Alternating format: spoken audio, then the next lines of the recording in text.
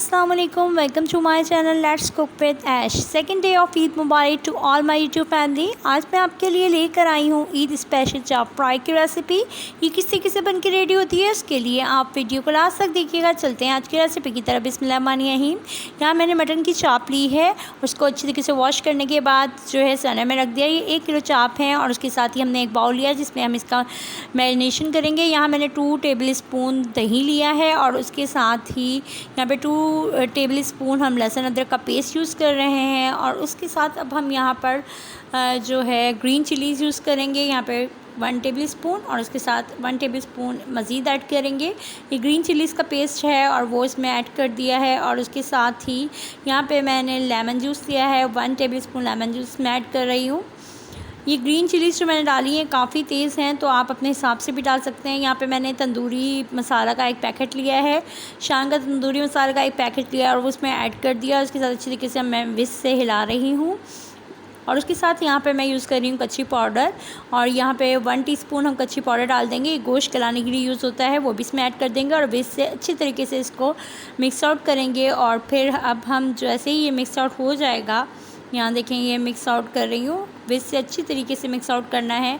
और करने के बाद अब जो है अब हम इसके अंदर जो हमने चाप रखी थी और वो इसमें ऐड कर देंगे। यहाँ मैं आपके सामने ही इसमें ऐड कर रही हूँ। सारी ऐड करने के साथ ही अब फिर हम इसको हैंड की मदद से अच्छी तरीके से मिक्स आउट करेंगे, अच्छी तरीके से मैरिनेट करेंगे। या मैंने मैरिनेट अच्छी तरीके से कर लिया है। करने के बाद अब आप इसको कोई फॉइल पेपर या किसी से ढककर आप इसको जो है 4 से 5 घंटे के लिए रेस्ट देंगे और फिर उसके बाद जो है आप आगे का प्रोसेस करेंगे। यहाँ 4-5 घंटे हो चुके हैं। अब मैं कुकर लिया है, उसमें ये चाप डालूँगी और डालने के साथ ही यहाँ जो भी मसाला है वो भी इसमें ही ऐड कर दूँगी और फ्लेम को ऑन करेंगे। और यहाँ पे हम पानी भी ऐड कर लेंगे थोड़ा सा। यहाँ मैंने 1 गिलास पानी लिया है, वो इसमें ऐड कर रही हूँ। और यहाँ ऐड करने के साथ ही अब हम जो है कुकर का ढक्कन लगा के इसको बंद कर लेंगे। और यहाँ मैंने कुकर का ढक्कन लगा दिया है और यहाँ पे जैसे ही सीटी चलने लग जाएगी, यहाँ मैंने सीटी लगा दी और जैसे ही चलेगी सीटी चलने के बाद हम इसको जो है 5 मिनट्स के लिए गलाएंगे और उसके बाद उतार लेंगे। आप सीटी चल चुकी है, 5 मिनट्स हो चुके हैं, मैंने फ्लेम को बंद कर दिया है। और अब जैसे ही ठंडा हो जाएगा तो हम इसे खोल के देखेंगे। यहाँ हो चुके हैं 5 मिनट्स और ये ठंडा हो चुका है, तो हम इसे ओपन करेंगे।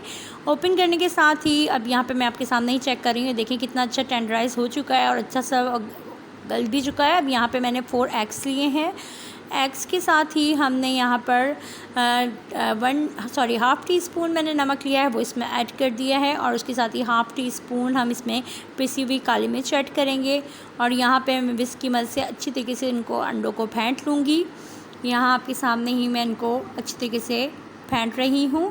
फेंटने के साथ ही अब हम यहाँ पे जो है फ्राई पैन में फ्राई करेंगे। तो मैंने फ्राई पैन ले लिया है और फ्लेम को ऑन करेंगे, साथ में हम ऑयल डालेंगे। इसको डीप फ्राई करना है और ऑयल मैंने डाल दिया है। और उसके साथ ही अब हमने जो चाप फ्राई करनी है, जो हमने गलाई थी उस वक्त। और ये देखिए मैं आपके सामने ही इसको अंडे में हम जो है डिप करेंगे और डिप करके हम इस तमाम की जो है मैरिनेट करते जाएंगे अंडे के साथ। यहाँ देखिए मैं इसको ये देखें अंडे को जिस तरह लगा रही हूँ, ऐसे लगा के हम सारी ही रेडी करके एक प्लेट में रख लेंगे। और यहाँ जिस तरीके से मैं कर रही हूँ इस तरीके से आप करते जाएंगे। और करने के बाद हम इसको सबको रेडी करने के बाद फिर हम इसको फ्राई करेंगे। यहाँ ये तमाम हो चुकी हैं। अब यहाँ पे मैंने फ्लेम को जो है ऑन कर लिया था, ये गर्म भी हो चुका है। अब हम इसमें ऑयल के अंदर जो है ये चाप डाल रहे हैं और इसको फ्राई कर लेंगे हम लोग। और यहाँ ये देखें आपके सामने ही ये फ्राई यहाँ मैंने डाल दी हैं और डालने के साथ ही अब मैं इसको फ्राई कर रही हूँ। और थोड़ी देर से बनने के बाद फिर इसको थोड़ा सा साइड चेंज करेंगे हम। यहाँ देखें माशाल्लाह से हमारी फ्राई कितनी अच्छी हो रही हैं चाप्स। और यहाँ देखें आपके सामने ही इसको फ्राई कर लेंगे और ये इस तरीके से हम फ्राई करते जाएंगे। और यहाँ हमारी चाप्स जो हैं थोड़ी थोड़ी करके डाल के इसको रेडी कर लेंगे। और यहाँ हमारी चाप्स जो हैं काफ़ी हद तक फ्राई हो चुकी हैं। और उसके साथ ही अब जो है हम इसको अच्छी तरीके से फ्राई होने के बाद निकाल लेंगे। और यहाँ मैं आपके सामने ही इसको निकाल रही हूँ। और मैंने किचन रोल लिया है, प्लेट में वो रखा है, इसके ऊपर ये चाप्स मैं रखती जाऊँगी। और ये मैं 2 से 3 जो है उसमें कंप्लीट फ्राई कर लूँगी। यहाँ मैंने सेकंड जो है वो डाल दी हैं और डालने के साथ ही आपके सामने ही इसको फ्राई कर रही हूँ। अगेन इसको जो है फ्राई करते वक्त ऐसे ही पलटना है जैसे मैं कर रही हूँ। और यहाँ पे फ्राई हो रही हैं और इसको इस तरीके से फ्राई करते जाएंगे हम, और ये फ्राई होके रेडी हो जाएंगी तो हम इसे निकाल लेंगे।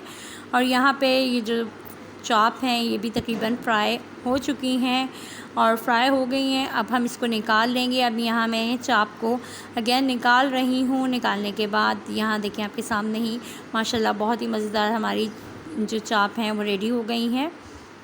और इतना ही गोश्त को गलाना है। देखें ये टूट भी नहीं रही, बिल्कुल बहुत अच्छी बन के रेडी हुई है। अब मैं यहाँ आपको प्रेजेंट करके दिखा रही हूँ। माशाल्लाह आप भी इस रेसिपी को ज़रूर ट्राई कीजिएगा और इसका फ़ीडबैक भी दीजिएगा कि किस तरह की हमारी Eid special chop fry ready हुई। दुआ में याद रखिएगा। अल्लाह।